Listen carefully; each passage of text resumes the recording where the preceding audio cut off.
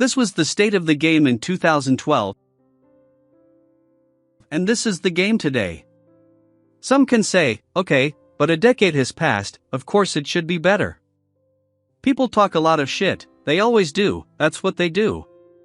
But for those that use at least one hemisphere to think about sim racing, they would realize that rFactor 2 is a stepping stone in this culture.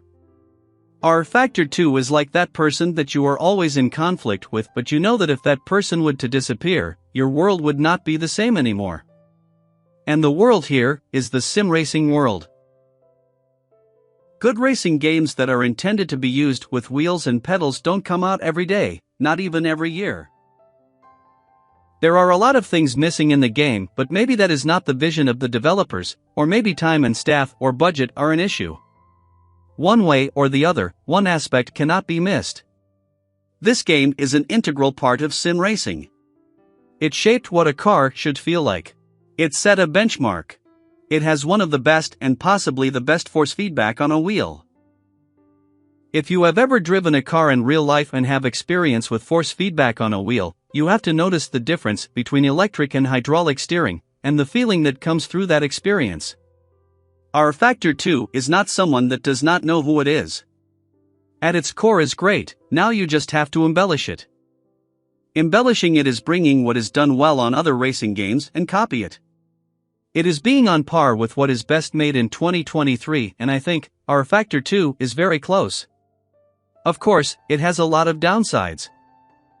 For example, I would love to see different foliage on the tracks according to the month of the year. I would like to change the weather when I am on a session. I would like to race at night with good reflections.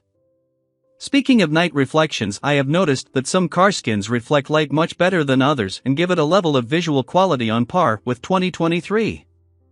I would like to choose those specific car liveries or cars to create a custom race, but I can't. There are a lot more things to be done, but this industry is not like the shooter industry. There isn't an rFactor or an Assetto Corsa coming every year. We have to force the change, because we will not be getting a miracle game that does it all, not anytime soon. The game has some things that are not good, and sometimes the general public's frustrations are exactly because of those simple things. I hope the scope of the developers is not only esports. Esports is good, but the game also has a very good AI, and that is very, if not the most important part of a racing game. There are people that truly like this game and have had their moments of frustration installing and uninstalling the game through the years. For them, the most important thing is the force feedback, and that question, this game has already solved. At the end of the day, fun is what matters for most people. If the developers get their things together and put 2023 level of options in the game, people will have a good time with the game. Not just driving. Driving is good, but the problem is until you get there. And after you get there, if you want to change a simple thing, you have to come out and wait again for the long loading time. This is why I advocate for more options inside the session. I think this game is almost there. It can be the best overall feeling game, but it needs these options implemented right away. rFactor 2 is not for everyone. Firstly, because of these simple details on the easy of use side of things, and secondly because it is a game oriented to be used with wheel and pedals. Games that don't have these options inside a session are often quick to load, but with the 2023 competition in racing games, there are games that do it all. Have quick loading times, and you don't have to come out of a session to tweak some settings about the race or the session. A developer has to think, well, if my game has a long loading time, I am going to put these options elsewhere, so that people spend the least time possible on the loading screen. In theory, this should be it. Of course, there are software limitations I don't know about, and that could be the cause. Otherwise, there is no excuse for such things not to be there. This is the first step to bring new players.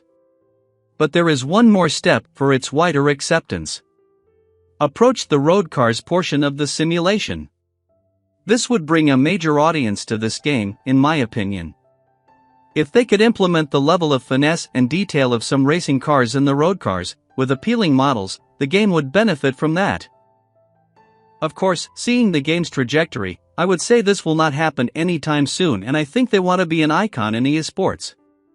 They want to have all the variables related to online championships sorted out, so that they can be recognized as the best feeling entire model used for esports and sim racing.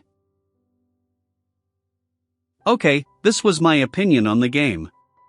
I would like to also know your opinions. Leave a comment if you would like.